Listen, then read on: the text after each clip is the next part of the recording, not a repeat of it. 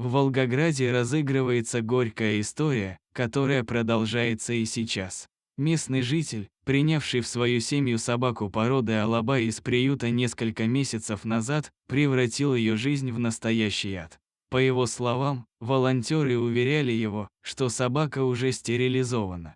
Но каковы были истинные намерения и мотивы этих волонтеров? Зачем они обманули и куда отправили эту бедную собаку? Итак, новый хозяин решил привести охранника на свой участок, полученный в качестве материнского капитала.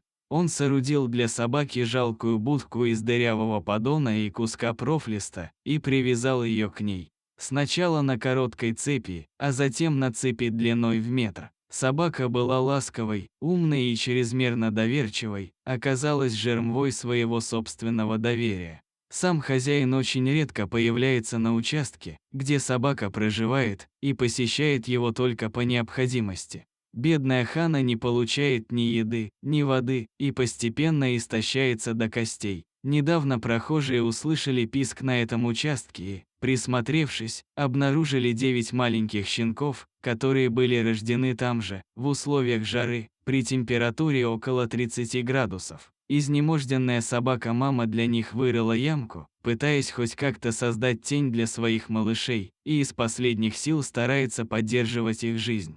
Люди с сочувствием начали подкидывать собаке еду и подавать ей воду, но это не приносило желаемого результата. Все увещевания отдать собаку и прекратить эту жестокость были проигнорированы этим героем-отцом. Он заявил, что собака с клеймом, и он намерен взять пса ей и потом еще продажей щенков заняться. Отправившись в этот участок, где несчастная собака мучительно проводит свои дни, я столкнулся с трогательной картиной. Ханна, изможденная и огорченная, плачет вокруг своей будки, где до сих пор лежат тела ее мертвых щенят. Это видение пронзило мое сердце, и я осознал, насколько бесчеловечными и безразличными могут быть люди. Но надежда всегда пробуждается в самых темных моментах. Новость о судьбе Ханны и ее щенят достигла широкой общественности, и люди встали на ее защиту. Петиции были созданы, обращения были направлены к органам власти, и внимание к этому случаю неуклонно росло.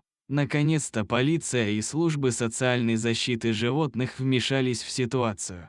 Недохозяин был привлечен к ответственности за жестокое обращение с животным, и Ханна была изъята из его владения.